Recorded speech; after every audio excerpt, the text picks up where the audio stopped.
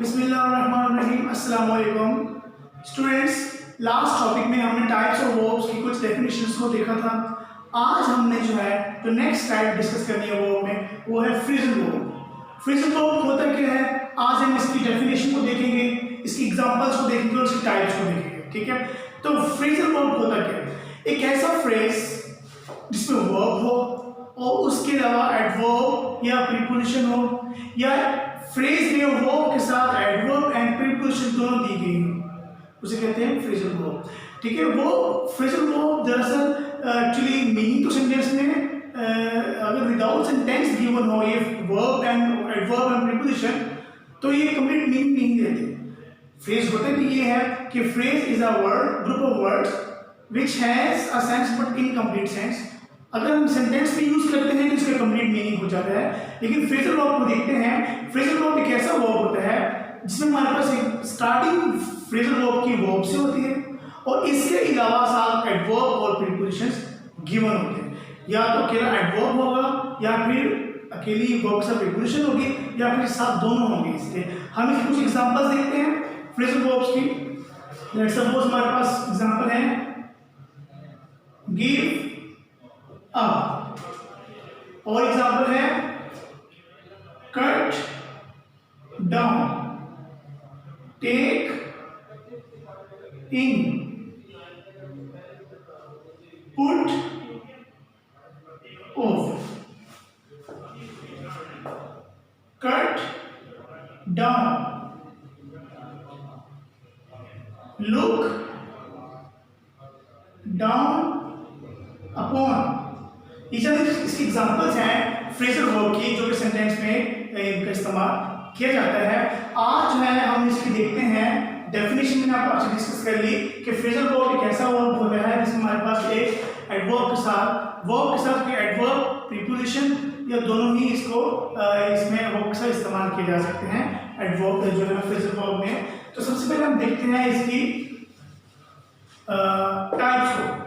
सबसे पहले इसकी जो मेन टाइप है वो है इंट्रांसिटिव, ट्रांसिटिव वर्ब, सेपरेबल और इनसेपरेबल फ्रेजल वर्ब। सबसे पहले हम डिस्कस करते हैं इंट्रांसिटिव फ्रेजल वर्ब को।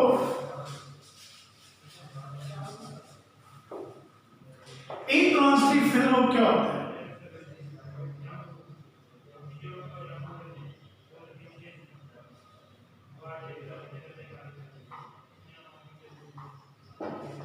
इंट्रांसिटिव फ्रेजल वर्ब एक ऐसा फ्रेजल वर्ब है जिसमें हम अगर इसको सेंटेंस में इस्तेमाल करते हैं और इसके बाद अगर हम कोई ऑब्जेक्ट नहीं लगाते तो इसका सेंटेंस में मीनिंग भी पूरा हो जाता है, उसे कहते हैं intransitive phrasal verb. Intransitive phrasal verb एक ऐसा फ्रेजल वर्ब है जिसमें हम फ्रेज वर्ब प्रीपोजिशन और एडवर्ब के साथ आगे ऑब्जेक्ट ना लगाएं और इसका सेंटेंस कंप्लीट मीनिंग पूरा हो जाए, उसे कहते हैं intransitive phrasal verb. Let's suppose हमारा एग्जांपल है the old man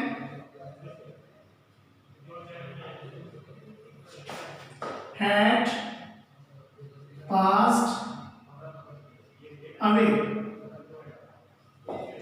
passed away, अब ये जो है हमारे पास ये passed away ऐसा फ्रेजल वर्ब है, इसमें हमारे पास किसी ऑब्जेक्ट की जरूरत नहीं है और इसका मीनिंग हमारे पास कंप्लीट हो रहा है, तो ये हमारे पास क्या कहलाएगा? Intransitive phrasal verb. नेक्स्ट देखते हैं हम लोग। मुझे उम्मीद है कि आपको इसकी समझ आ गई होगी। The thief ran away। अब इसमें हमारे पास देखिए the thief ran away। अब ran away में then हमारे पास verb है और ये away हमारे पास क्या है, ये शो कर रहा है प्रीपोजिशन को, एडवर्ब को, तो दोनों तरह से हो सकते हैं, लेकिन यहाँ पे इसमें एग्जांपल एज एन एडवर्ब दिया जा रहा है, तो ये जो है ran away हमारे पास क्या है, फ्रेजल वर्ब कहलाता है। आगे हम देखते हैं ट्रांसिटिव फ्रेजल वर्ब को।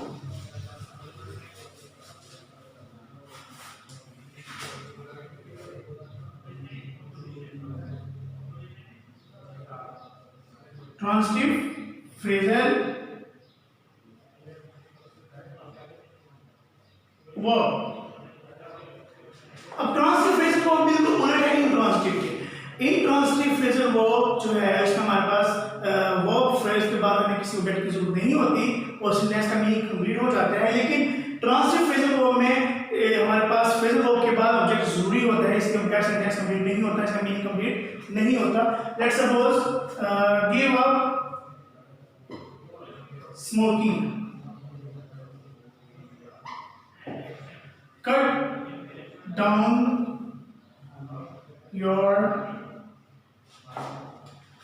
the price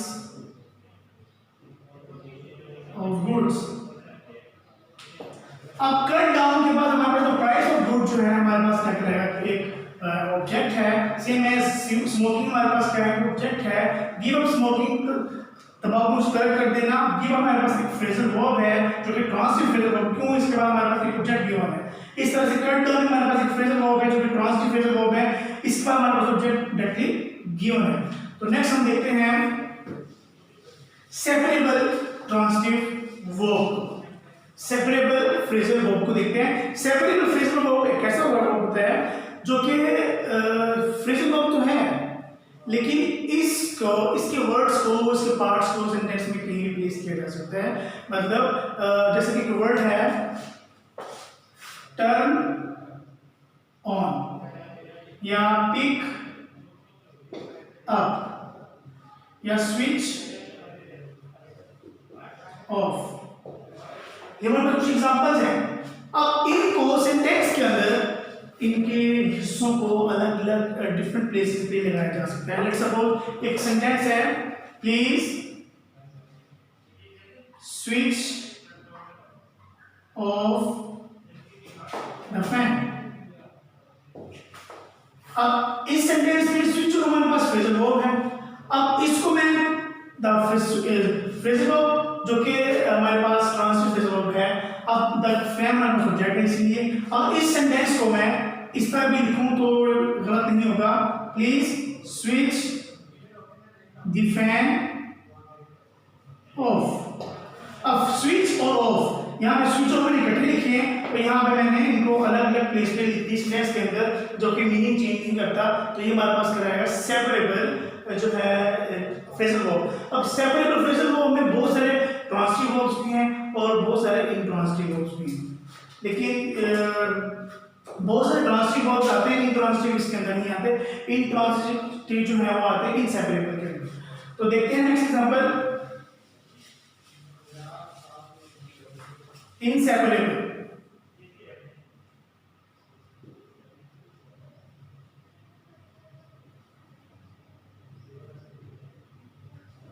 inseparable phrasal verb क्या होता है, अब ये बिल्कुल सेपरेबल के उलट होता है।